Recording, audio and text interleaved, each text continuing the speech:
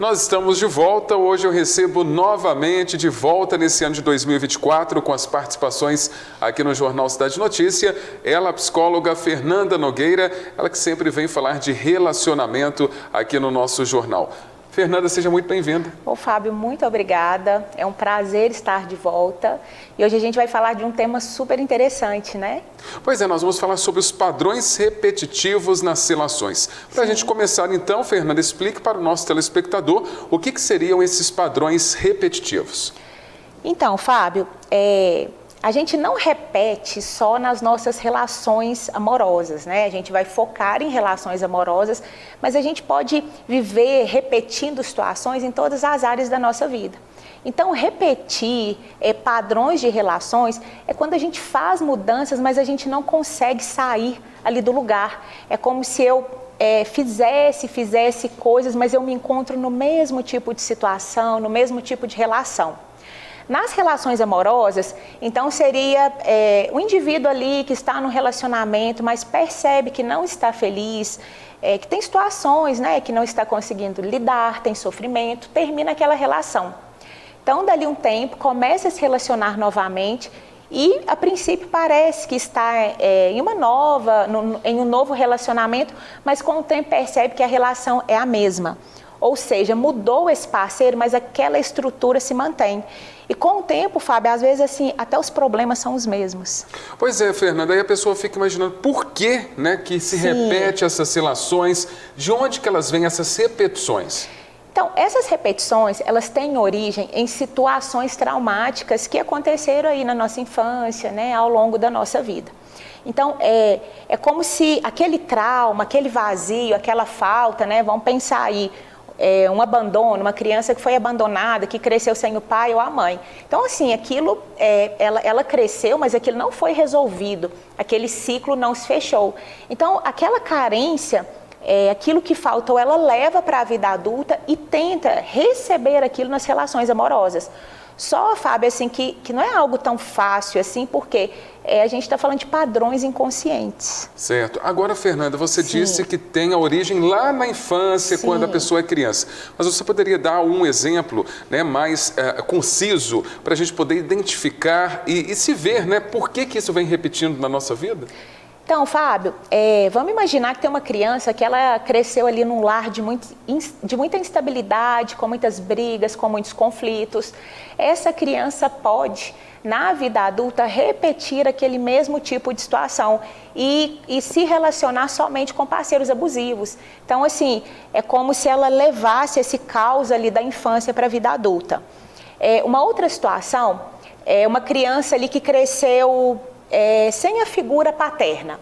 Então, esse pai era totalmente ausente, né? Nunca conheceu esse pai, ou ela vê esse pai somente às vezes. Então, também, né, Fábio, você vê que ali fica um vazio, fica uma carência, uma pendência. Essa pessoa, Fábio, pode chegar lá no meu consultório com uma queixa de que, Fernanda, eu sempre me relaciono com pessoas indisponíveis, pessoas que me deixam, pessoas que não assumem, né, ou não levam adiante um relacionamento comigo. Tal qual o pai, né? Essa indisponibilidade. Então, para a gente entender, nas relações amorosas, o que seria escolher pessoas indisponíveis para a gente relacionar aí amorosamente? Então, Fábio, assim, quando a gente fala de processos inconscientes, a gente não tem essa clareza. Vamos pegar esse exemplo, né, que a gente falou aí da indisponibilidade. Vamos pensar que essa menina, né, teve essa carência e essa falta dessa figura paterna. Aí ela vai lá, né, e começa a namorar. E ela, esse primeiro namorado é mais imaturo, egocêntrico, sabe aquela pessoa que nem pensa em ter nada sério, é muito voltada para si? Tá vendo aqui que a indisponibilidade, esse não pensar nela, não priorizá-la, não pensar tipo, no futuro, em ter nada mesmo a longo prazo, é a indisponibilidade. Vamos pensar que ela termina essa relação e ela começa a se relacionar com uma pessoa comprometida. Essa pessoa comprometida, Fábio, ela já tem uma relação. Então, de repente, aquilo ali para ela, né, ela não tem nenhum plano de levar aquilo adiante também. Tá vendo que a indisponibilidade se apresentou de uma outra forma? Aí termina aquela relação, se envolve com uma pessoa que está passando um tempo aqui na nossa cidade, vai estudar e vai embora. Ah, beleza, terminou, não deu certo, né? Começa a se relacionar com um cara que trabalha muito, que a vida dele é o trabalho. Ela pensa, né, poxa, ele quer ter um relacionamento comigo, agora vai dar certo. Só que esse cara vive desmarcando compromissos, não prioriza essa relação, nunca tem tempo para ela. Ou seja, Fábio, são parceiros, são situações totalmente diferentes, mas em todas as situações, em todas as escolhas, esses parceiros são indisponíveis para manter essa relação, tal qual era com o pai. Pois é, Fernanda, você exemplificou aí a questão das pessoas indisponíveis, mas vamos ajudar quem está nos assistindo, está passando por esses problemas, ou está pensando, como que eu sei, né, que eu estou repetindo padrões no meu relacionamento? Você pode ajudar o nosso telespectador? Então, Fábio, o mais adequado, né, o melhor, é a gente fazer isso com acompanhamento profissional dentro de um processo de psicoterapia. Porque imagina eu entender que todos esses parceiros são indisponíveis de uma determinada forma. Sim. Então, assim, mas a pessoa pode sim tentar entender a história de vida dela. Por quê? Eu preciso ser especialista na minha história, eu preciso entender a minha história profundamente, o que aconteceu, como que era essa relação que eu tinha na minha casa, como que era a relação dos meus pais, esse ambiente que eu vivia, o que eu internalizei como amor. E depois, Fábio, eu posso, né, fazer aí uma trajetória mesmo das minhas relações, entender assim, se tem algo que se repete. Isso assim já é ótimo, porque eu começo a ter mais consciência daquilo que eu escolho. Assim, Fábio, não é tudo que eu repito que é ruim. A tendência é que a gente repita várias coisas, porque eu vou me encantar, vou buscar aquilo que eu já conheço, aquilo que é familiar para mim. Então, assim, eu não preciso sair de repetições que são boas, que não me trazem prejuízo. Eu tenho que ficar atenta a repetições ruins. Aí sim, né, eu tenho que encontrar um jeito de sair dessas repetições. Então, tudo aquilo que me traz sofrimento, a gente, né, entende que é algo negativo. Aí eu tenho que ver que isso faz sentido, né, na minha história. Você mencionou a questão da terapia. A terapia ajuda a melhorar isso? Tem como reverter isso? Vamos supor que eu escolho também só repetições no meu relacionamento. Sim. Eu consigo mudar isso? Encontrar pessoas disponíveis, pessoas boas? Ou isso não tem como? É um padrão que eu estou repetindo e isso vai ser a vida toda, Fernanda?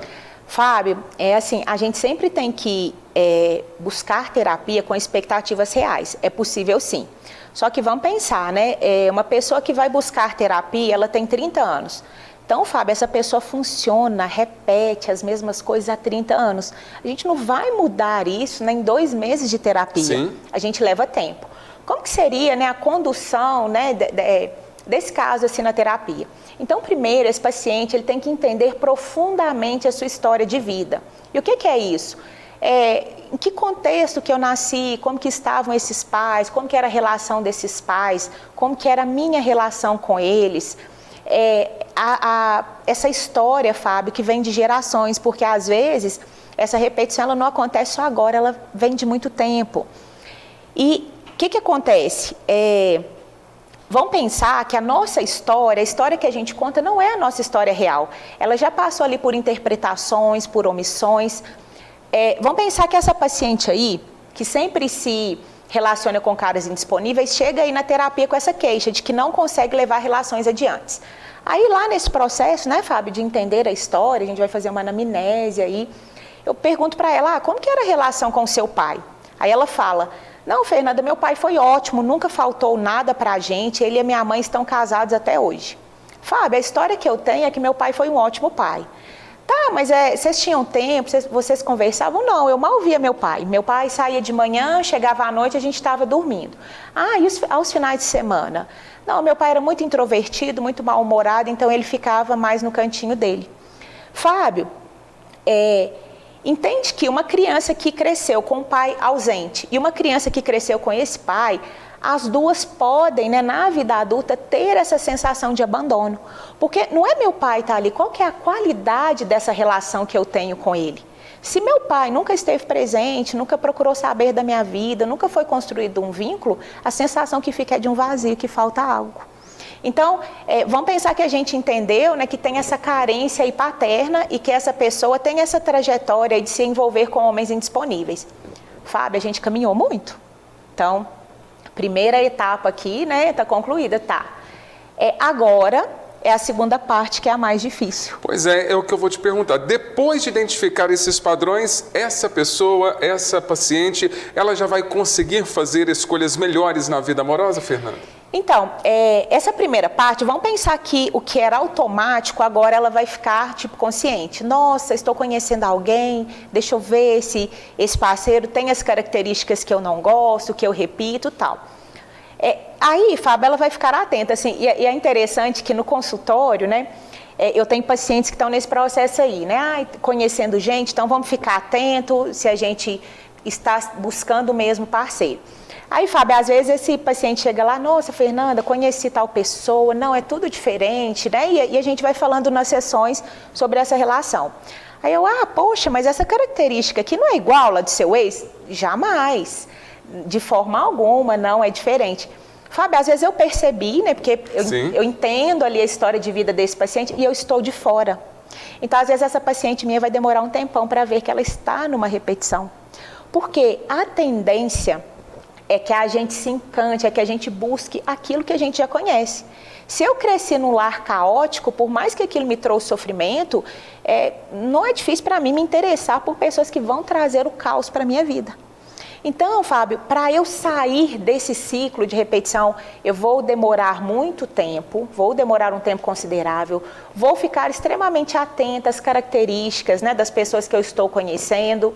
Conheci alguém, estou ali, né, no mesmo perfil. Se eu identifico isso no começo, eu não estou tão envolvida. Consigo, né, colocar um ponto final.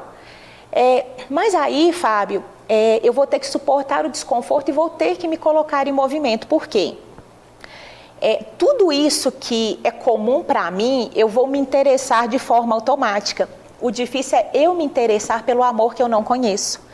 Então, uma criança assim que não teve esse afeto aí por parte de pai, por exemplo, ela começa, né, a se relacionar, dá uma chance aí talvez para uma pessoa, nunca sairia com ela, deixa eu tentar. Aí vamos pensar que esse cara é atencioso, ele é disponível, ele marca o horário, aparece e tal. Vamos pensar que é o que ela estava buscando de forma consciente. Mas eu não reconheço isso aqui como amor, porque eu nunca vivi isso. Essa paciente, Fábio, vai chegar no consultório, Fernanda, conheci a pessoa assim, tal, e aí? Falta algo. Ai, tá chato porque você não está acostumado com coisas boas, você não está acostumado com reciprocidade, com amor. Então, quando chega uma pessoa te entregando algo daquilo que você não reconhece, que não é familiar, é como se você rejeitasse. Então, Fábio, vem um longo processo, porque eu tenho que passar por esse desconforto e começar, né, a sair desse padrão e me interessar, viver situações novas. Mas é um processo longo e difícil. Fernanda, eu agradeço a sua participação aqui no Jornal Cidade Notícia. Te espero no próximo mês para a gente continuar falando sobre relacionamentos que o pessoal adora. Tá certo, Fábio. Eu que agradeço, viu? Muito obrigada.